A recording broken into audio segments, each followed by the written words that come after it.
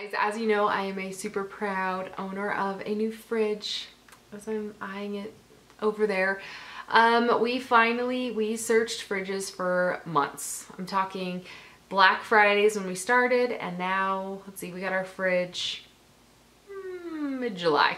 So it took us a really long time to decide on which one we wanted and then figure out which one we could actually fit in the space that we wanted.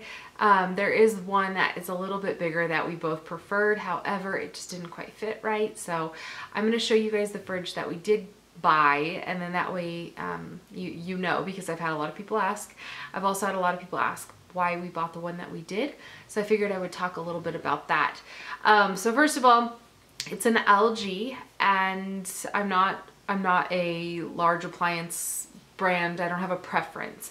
I will take whichever one fits my needs. And what I liked so much about this one is, let's start with the ice maker, because this was the most important thing to me. The ice maker is in the door, and I like this because it's not at the bottom, so you're not like scooping down, you know, to get ice out of the freezer and then, you know, reaching up and then getting water out of the thing. It's like a one-shot deal, which is really nice for a, you know, a top fridge, bottom freezer. So it's in the door. The ice cubes are really small. It's kind of a smaller-ish ice compartment. However, you do get storage on the outside of the ice compartment. And as you can see here, we had no problem finding things to fit in those smaller racks. So I love being able to have the ice maker in the door and then also have space still in the fridge and have it not taking up any space in the actual like body of the refrigerator, which is really nice. So moving on to that, what I really liked about this was that the shelves are really adjustable, which they are in pretty much all fridges. The one shelf actually drops back so you can put taller things in there, and then you have the really nice pull tray down at the bottom, which is cool for the kids. The problem that we sort of have, and the thing that we really wanted in the larger fridge, was the extra refrigerator drawer. This fridge does not have that, so it makes it a little difficult for my 5-year-old to reach higher up in the fridge. In fact, I saw him using the freezers, because there's 2 freezer drawers, which I'll show you in here in a second. I saw him using the stairs the other day, so I'm like, step stool only, like those are not steps. So anyhow, I do keep some kid snacks in the doors and things just a little bit more accessible to him because he is, you know, he's a little guy.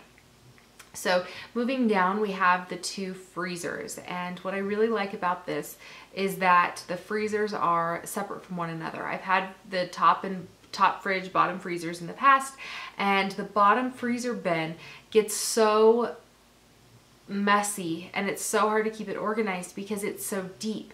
So you lose a lot of the things that are at the bottom of the freezer because you forget about them, or they get old, or you know, they're just hidden and they're covered up. What's nice about having the 2 freezers split is that you don't have that problem as much, or at least already we're loving not having stuff down so deep. So we have it kind of divided up by, you know, breakfasty stuff or sweet things and ice packs in the top freezer. The bottom freezer is like kind of quick food and some meat. We do have a fridge and freezer in the garage that is pretty small, but it can help. You know, it's kind of overflow for drinks and things like that.